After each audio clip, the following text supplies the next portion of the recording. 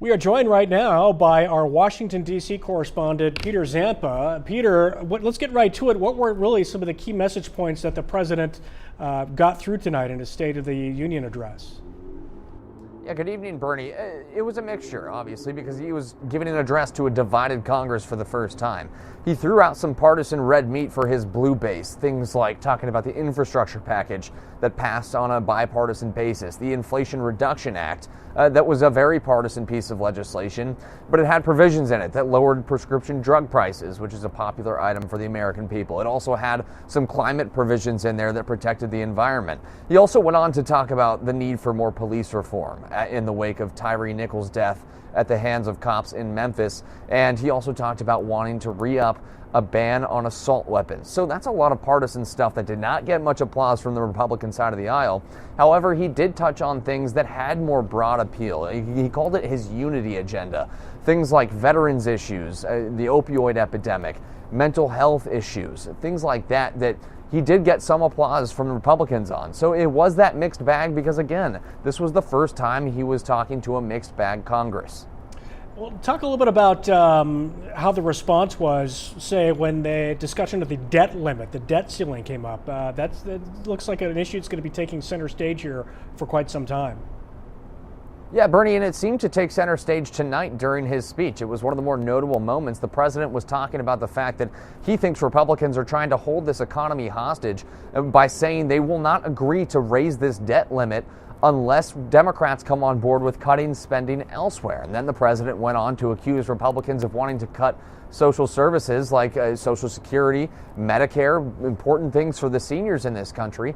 And Republicans sort of stopped him in his tracks right there, booing him, saying he's a liar, saying that is not true. And then the president kind of took that and ran with it. And he said, oh, well, if that's not true, then you're on board with saving Medicare and saving Social Security. So he sort of flipped the script, and all of a sudden Republicans were standing applauding the fact that the president wants to save Social Security and Medicare in this country. So it was a really interesting moment, and it's an interesting backdrop for this continued negotiation over this potential debt limit crisis. Any indication of whether or not there will indeed be a second term for President Biden?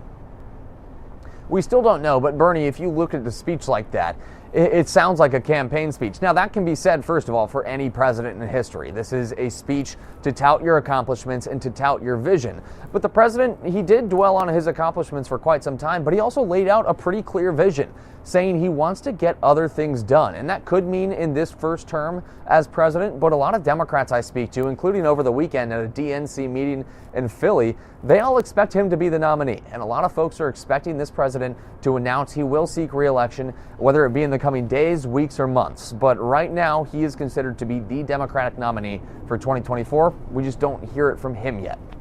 So Arkansas Governor Sarah Huckabee Sanders gave the GOP response tonight, and I had a chance to listen to a little bit of it, and I couldn't tell if she was being contrite or sending an olive branch out, but she talked about the left and the right. It's not about being left or right, it's being about crazy, and the GOP needs a new generation of leadership. What did you suppose she meant by that? Well, you can read it a number of ways. You can read it as, who do folks think of as the leader of the Republican Party right now? Some would say Mitch McConnell, some might say Kevin McCarthy, but I think a lot of people would say it's Donald Trump.